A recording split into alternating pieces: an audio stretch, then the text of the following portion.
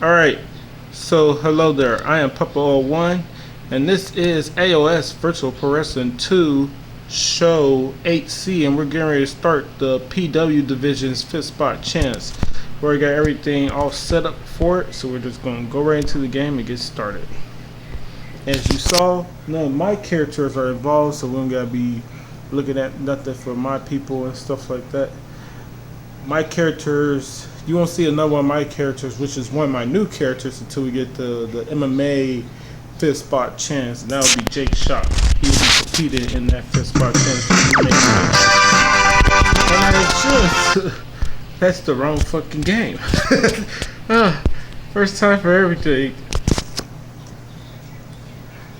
That's the Custom Robo V2. I'm almost to the part where I left off at the end, which is the very last tournament. It's been a slow process, and I haven't been playing that game as regularly, so when I get closer to the part where I left off at, I'll probably like play it more frequently, for I won't look sloppy with the last 3 tournaments, because those are the hardest ones. Those, I think all 3 of them are 10 matches for those last 3 tournaments in Custom Robo V2. And also, I gotta do the campaign for Custom Robo, the first game, the original one. V2 is just version 2.0 of the original game, stuff like that.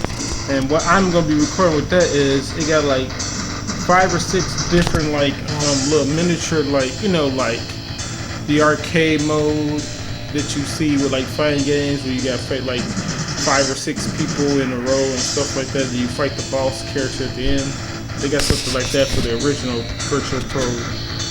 Custom Robo V2 game. Anyway, let's go into this. So you already see the 4 competitors, but before we get started, I gotta show you this stuff. And these are the rules. Show you them in English right quick. For the 5th spot chance for PW Division, here they go. 10 minutes, fall count anywhere.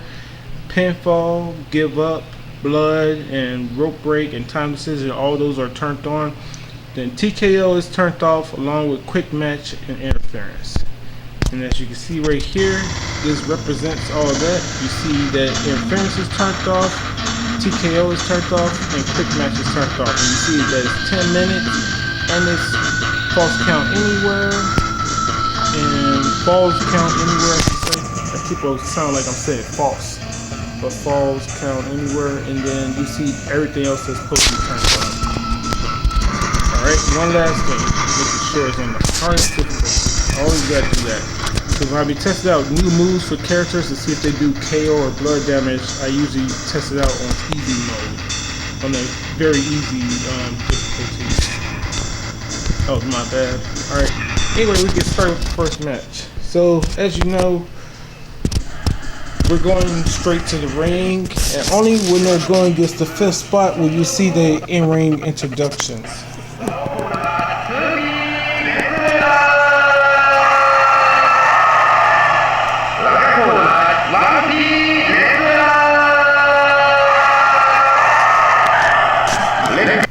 And for whatever reason, I decided to start doing more commentary, because I don't think I'm that much improved on it, but practice makes perfect, and only doing it for the show A's is starting to be a bad thing. Alright, so we're starting off with some striking. Counter Insuguri by Koji. Samurai's low blow misses. They do a test of strength. Look like Koji is getting the better of it.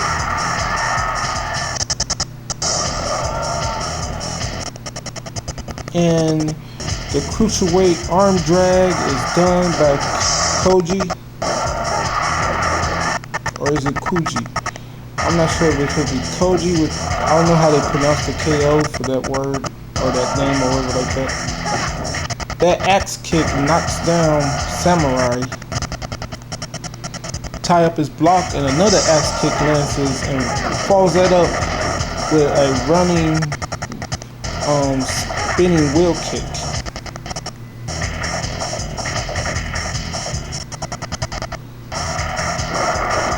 should I say running, jumping, spinning wheel kick? I'm just gonna say jumping, spinning wheel kick. Yeah. Jumping wheel kick. Yeah, that's what I think it's called. I think it's called a spinning wheel kick, but I'm just gonna say jumping wheel kick.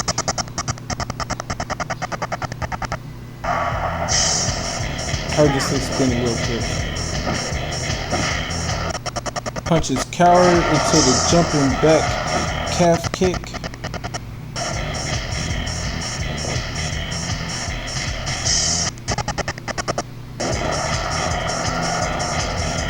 Follow that up with single leg Boston crab.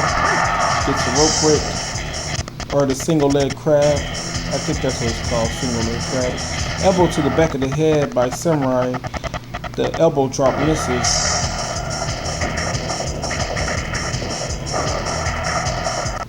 Snapmare by El Samurai. This time the X kick is caught and his leg in an elbow to the leg happens. Well, elbow drop to the leg, I should say. Counter. Eye poke counter by El Samurai. He's starting to hit these counters. The X kick was working at the beginning, but it hasn't worked since then. Tie up. Chop to the chest by Koji. Low blow, the low blow misses. Irish whip by Samurai. Falls elbow, drop Toho. Some striking going on. Punch gets countered to another jumping back kick by I forget his name. Koji, yeah. And then he does a spinning toe drop. Eye poke counter by Samurai. He goes counter to a back take by Koji into a backbreaker. Then he does a little taunt. He counters and takes the back again into another backbreaker. And this time he kicks him in the side. The axe kick lands. That jumping back kick, I don't think that has been blocked yet. It may have been, I don't remember it though, but he's landed more times than not. And it's usually off of a counter, like this. That kick is working for him. El Samurai, I guess he just don't know what to do when he gets hit with that kick. So El Samurai hits the shin breaker.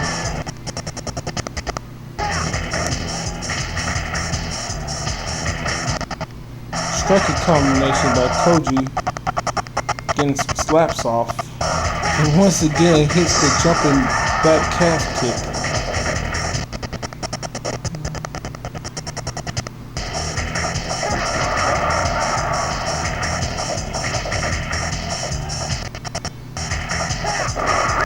I should just call it a jumping calf kick. Yeah. A jumping, spinning calf kick would be better. Low drop kick knocks El Samurai out of the corner. Elbow strike counter by El Samurai.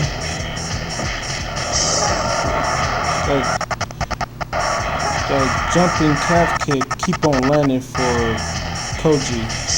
And he's getting ready to have his super meter, I don't know which one to call it.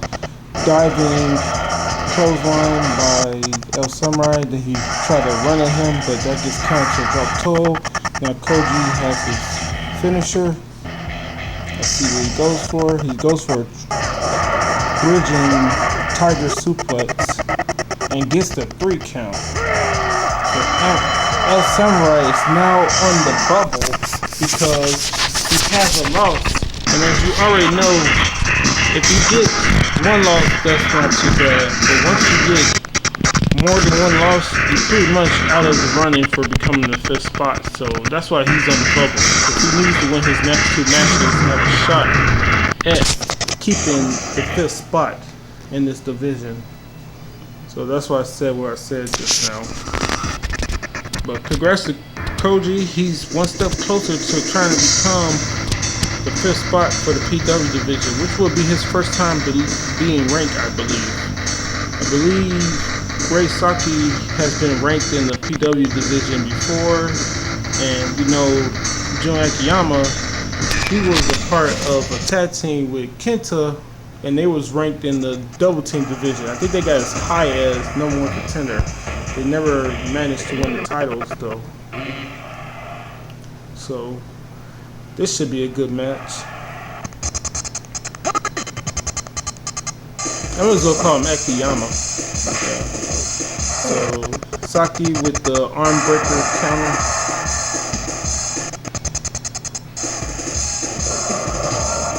Akiyama with the belly to back suplex.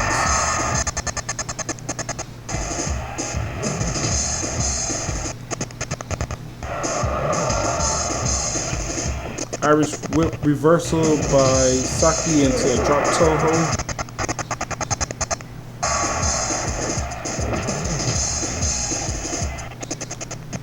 Elbow smash by Akiyama.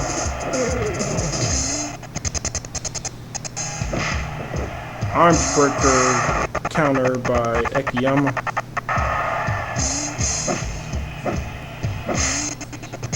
This time an arm breaker counter by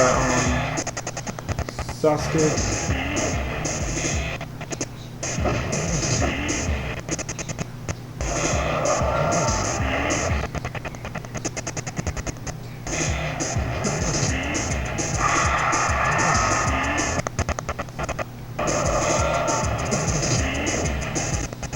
Cruiserweight arm drag by Great Sasuke.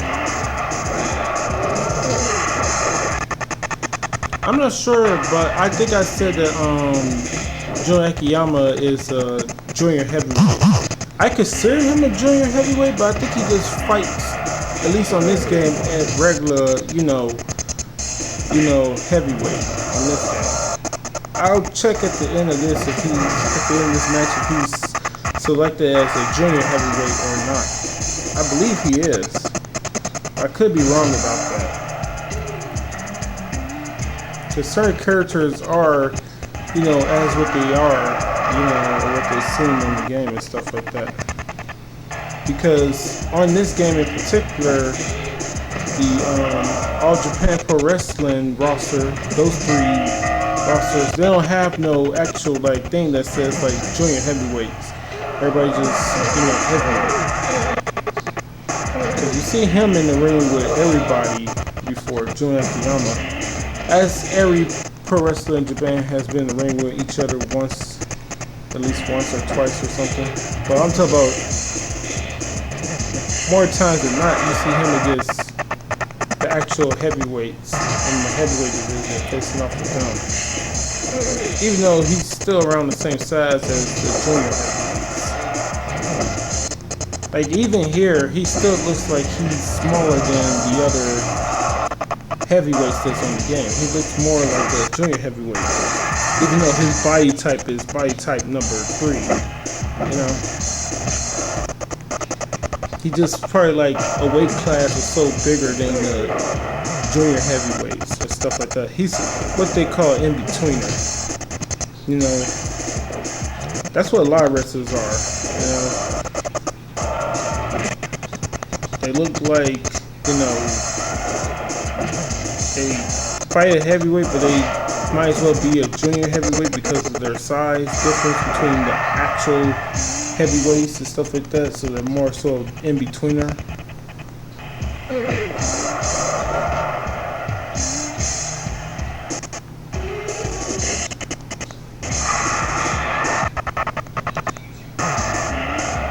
And when I say junior heavyweight, that means cruiserweight. This cruiserweight is what they call, junior heavyweights is what they call the cruiserweights over there in Japan. But I don't think that's the case no more, because I think they're just regular heavyweights, but it's just one class lower or something over there, because that's how they treat it over there.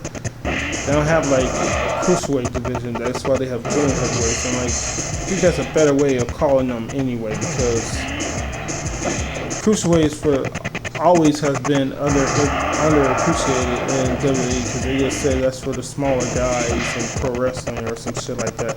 The same way they talk about the flyweight and bantamweight and featherweight divisions and MMA and stuff like that. You know, person who made, you know, lower weight classes in combat sports, like the one who's like, you know, made the most money from being in a lower weight class is, I believe, Floyd Mayweather. Someone who probably popularized it was probably like Sugar Ray Robinson. But it is what it is with all that. Main thing to know about lower weight classes is that, you know, I guess it is true that they don't have as much knockout power as like the heavier dudes would have, you know, that one-touch knockout power. Not everybody has it at the lower weight classes, but the thing is, they can get the knockouts and shit like that, just like the heavyweight classes can do. But their shit, more times than not, the majority of them get theirs from technique, you know. You know, perfectly timed, perfectly executed strikes that lands right there on the button from well-timed counters and shit like that. Or just knowing exactly where to put the punch. Where some heavyweights, their knockouts come from the fact that they touch you, period. You know? And there's plenty of examples of that. Like, Anthony Joshua, he's a good boxer and all that shit, but like, his shit comes from his straight up power, you know. There's nothing really too different about the way he can knock somebody out than the way that freaking, you know, Deontay Wilder can knock somebody out. Kinda, he sure probably is a more technical boxer, but like, when it comes to his knockouts come from him, you know, just happening to land on somebody and he's putting his power behind it, you know, putting his will and shit behind it. The main thing I think that's technical about Anthony Joshua is the fact that, like, when he's not trying to look for the knockout because he knows he's not going to get it no time soon, yeah, he'll fight technically. When he thinks he can get the knockout, he just swinging to connect. Or at least that's what it looks like.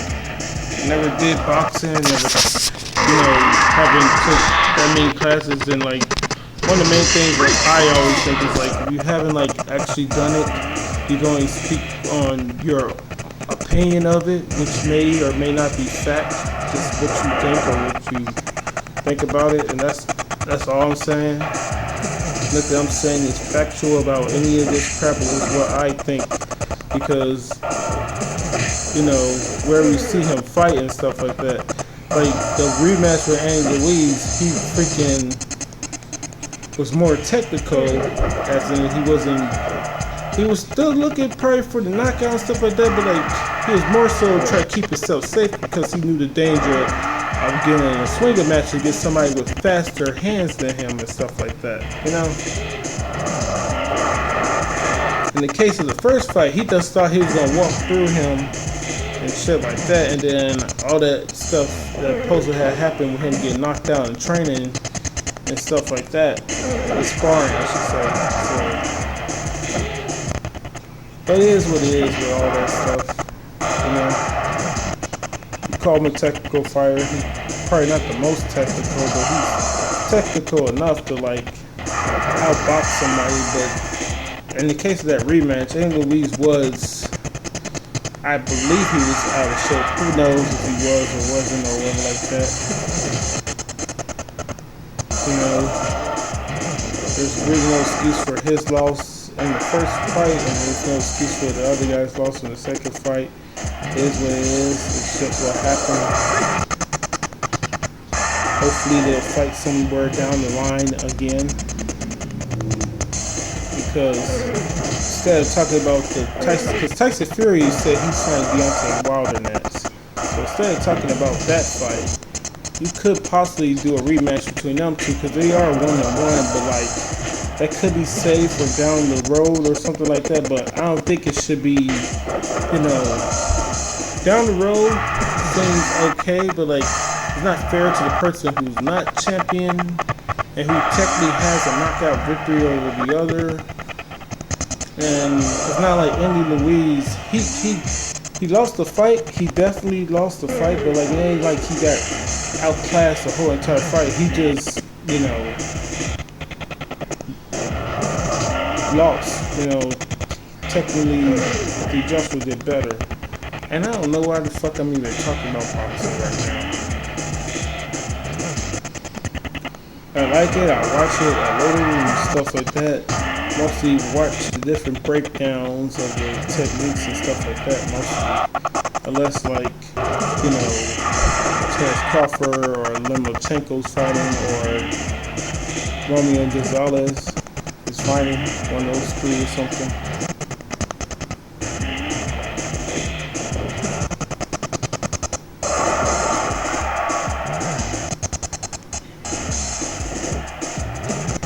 I think he supposed to be, Tempo Lopez is supposed to be fighting Lomachenko next. That's what I think is supposed to be happening. That could be a good fight. But who knows how that goes down. He probably does have the size and power advantage over Lomachenko. I'm not sure who has the speed advantage. I think Lomachenko's fast, but I'm not sure if he actually has the speed advantage. The technical advantage along with defensive skills, he definitely has all that for him. Offensively, they're probably kind of evenly matched, even though he does do almost everything better offensively as well as defensively. But if he gets caught, he could possibly get dropped in the fight. And all you need to do is drop your opponent a couple times to steal rounds, because you get knocked down, that's a 10-8 rounds, as long as he wasn't getting dominated during that round. If you get dominated during that round, I'm not sure if they now get 9-9 rounds and stuff like that. I think they used to. Not too sure about that, but if you could drop your opponent twice, that gives you 4 rounds up on them. Meaning that your opponent needs to win 4 rounds to catch up if they don't dominate them or get knocked down. They need to win 4 rounds just to catch back up. That's how it works. So every knockdown, you're up by 2 rounds. So let's say your opponent won the first round and you won the second round and you got knocked down. That 10-8 puts you ahead by a whole point ahead of your opponent, because they got 10-9 and you got 10-8 round. So 10-8 makes 18 and 10-9 makes 19. So you're officially up by 1 point, or basically 1 round and stuff like that, because most rounds are scored 10-8 or 10-9. 10-8 being if you dominate the round and or you got the knockdown, and also you can get 10-7, which is getting 2 knockdowns, and if there's no mercy rule, you can get 10-6, which is 3 knockdowns. Usually by the third one, the referee may think about stopping it, depending on how you're looking, because you got knocked down twice already in the round, and 3 times is usually where the referee thinks about stopping it, but that's usually for the lower rounds, I think that stops at 8 rounds and stuff like that. 8 round fights, I think they can stop it after 3 knockdowns in the round or something.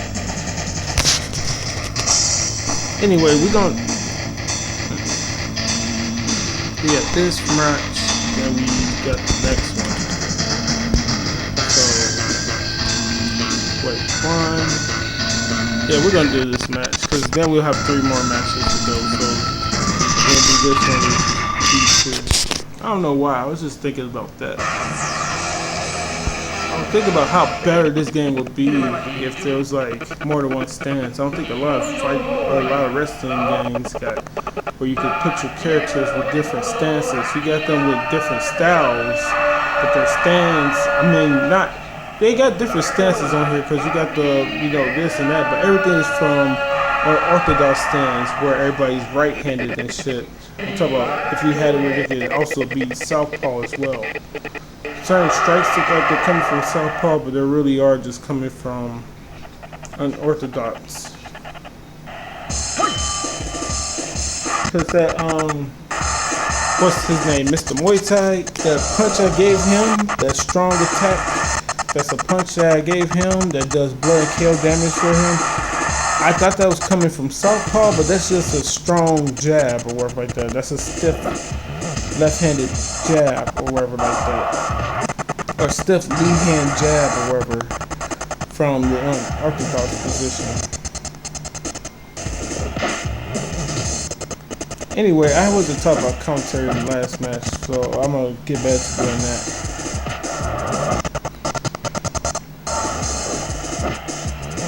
So El Samurai needs this win.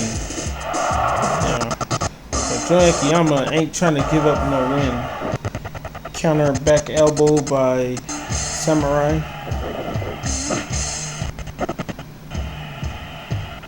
Counter back take by Samurai to a belly to back suplex.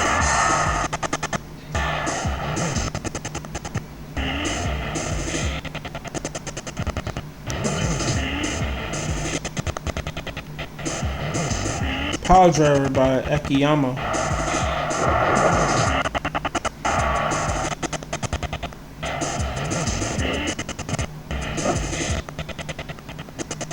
Irish whip by Samurai, follows that up with a back kick to the body.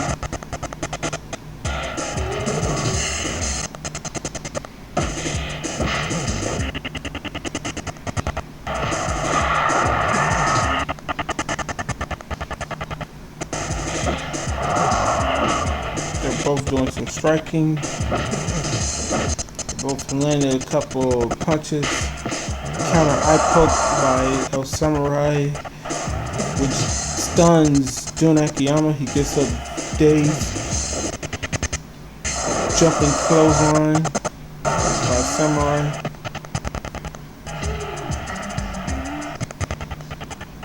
Another power driver, jumping power driver I should say, by Jun Akiyama. I forgot that was a jumping one.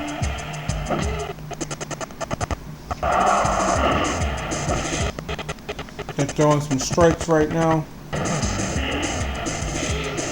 Elbow to the back of the head by Samurai. He picks him up.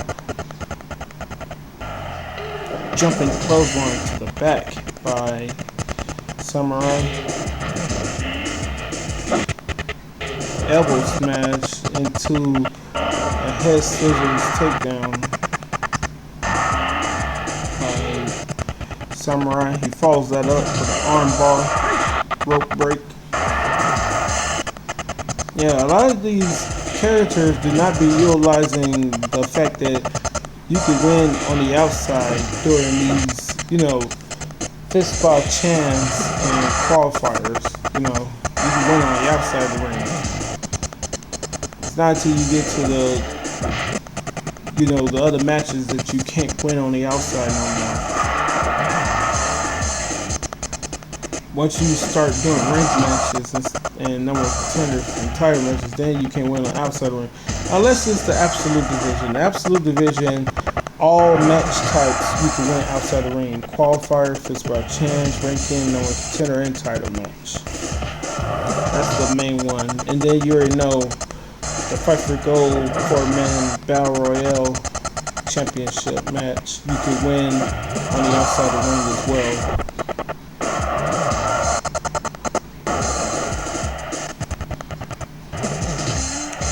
Shin breaker by Samurai.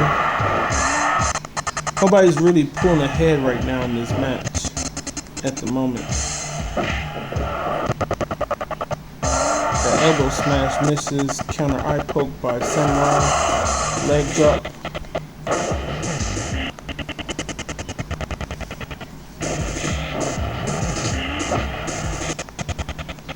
Counter back take into forearm to the back by El Samurai.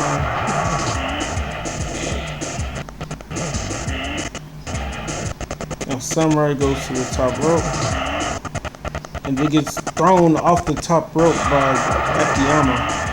Akiyama picks him up. takes his back, but elbow counter by El Samurai. Running elbow drop by Samurai.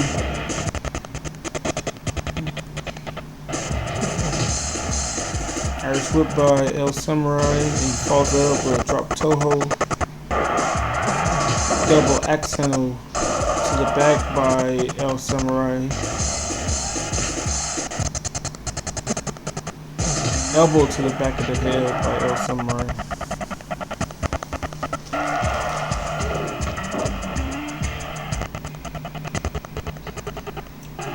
El Samurai takes the back and gives him a forearm shot to the back.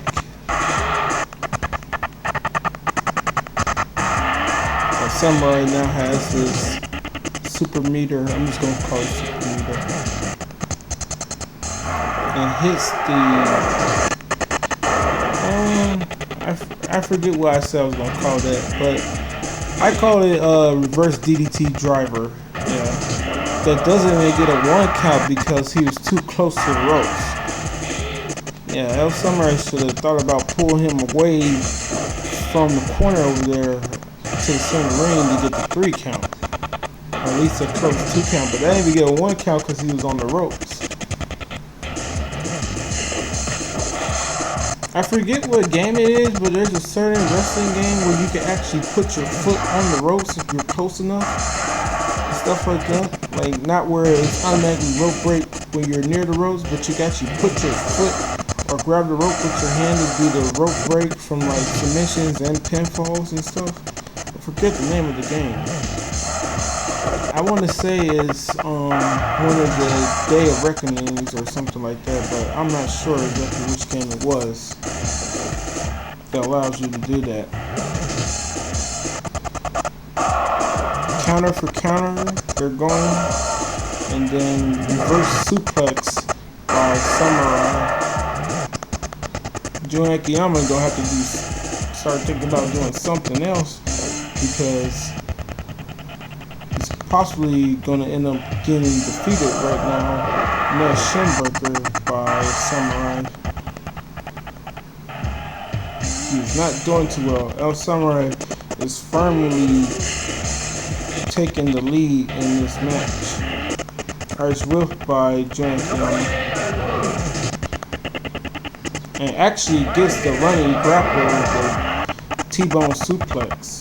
He's actually able to hit that. Usually that shit gets blocked if they already know that it's coming. I guess, oh yeah, he was backing up into the ropes and didn't have nowhere to go, so that's why it probably landed.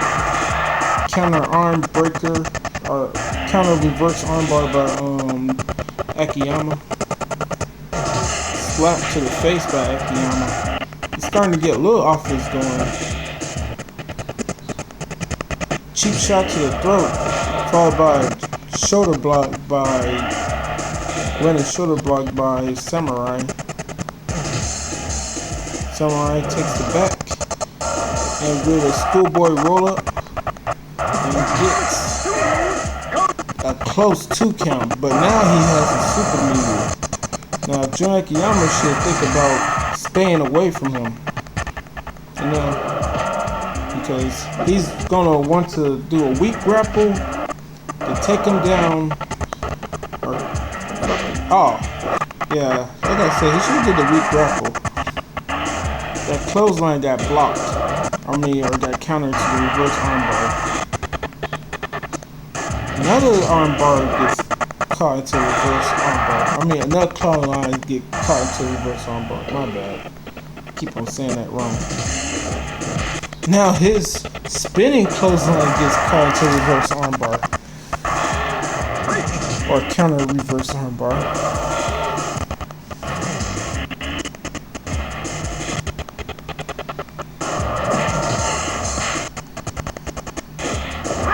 Reverse armbar counter once again. The running back elbow is ill-advised. Let's keep on getting caught.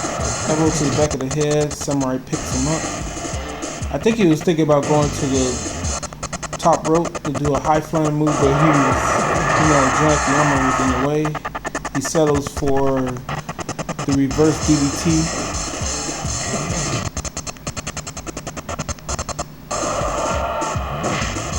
I'm still thinking that Summer is still in the league and he has this, you know, Joe Akiyama has done some offense, but he hasn't done enough, and I believe, to like put himself ahead of El Samurai. El Samurai has hit him with way more powerful moves, and they have gone a little back and forth with the countering as of late, but like, I believe he's going to need to do something a little bit more substantial if this goes the distance for him to get to a time decision, because it may end up going the distance.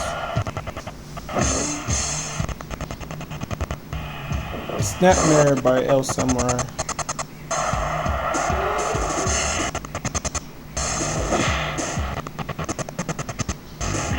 Counter Insecurity by Akiyama. I think that's the first one of this match. Big body drop by Akiyama, and he follows that up with another sharpshooter. That's about the third or fourth one he hits, and like, you can tell how much the submissions are working by depending on how quickly they get near the ropes. Uh-oh.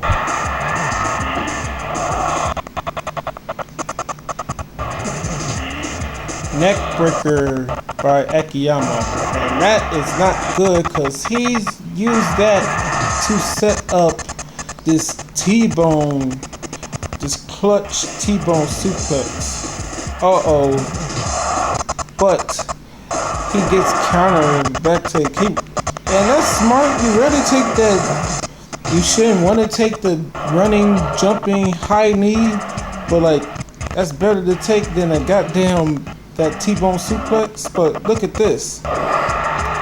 This is a bridging Northern Lights, and it gets a 2 count. Not a close 2 count, it's a regular 2 count. I'm not sure who's in the lead right now, because it seems like it's way closer now. I still think El Samurai may be ahead of him by a slight bit. Oh my god, that running, jumping knee keep on landing for Joe Akiyama, and this time he may hit that clutch T-bone suplex that spikes you in the ground. Just look at the impact of that when it lands. Well, not so much a spike, but like, you land directly on the back of your neck.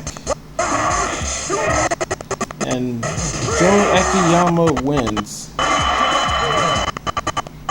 That was a damn good match, man. That was really back and forth the whole way through between these two. El Samurai was winning the beginning part of the match. Well, not even the beginning part of the match. Midway through the beginning of the match, they were tied up, I think around like 3.5 minutes. El Samurai started to pull ahead, and then probably like 2.5 minutes later, you know, Akiyama started to have more success with his offense, and then, you know, credit to freaking El Samurai, because this match could have been ended quicker than this had, you know, Joe Akiyama had been able to hit his finisher the first time around. And I think around the 3-minute mark, when, you know,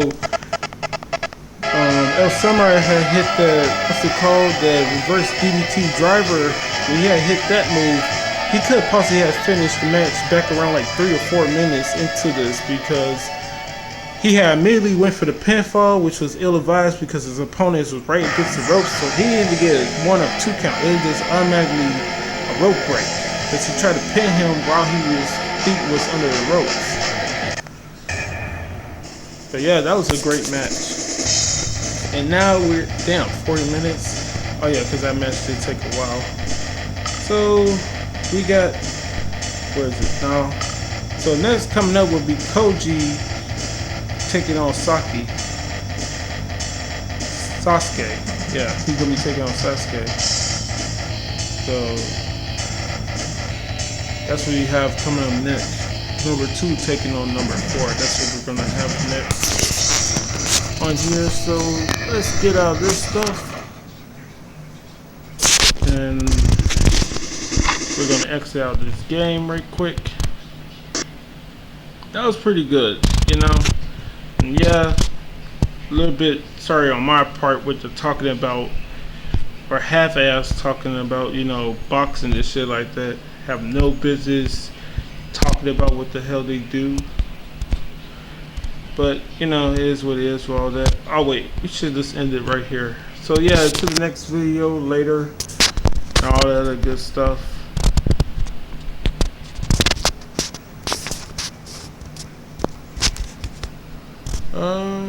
Alright, I thought it was all the way the hell out.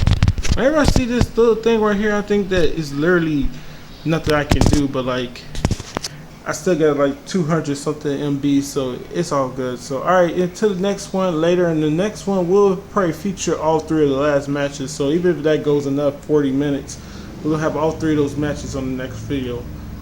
Once again, congrats to Jun Akiyama. He's now 2-0. My bad, not 0-2, but 2-0. But sadly, the 5SChance would not be El Samurai even if he wins his last match, because he can only hope to have a 1-2 record.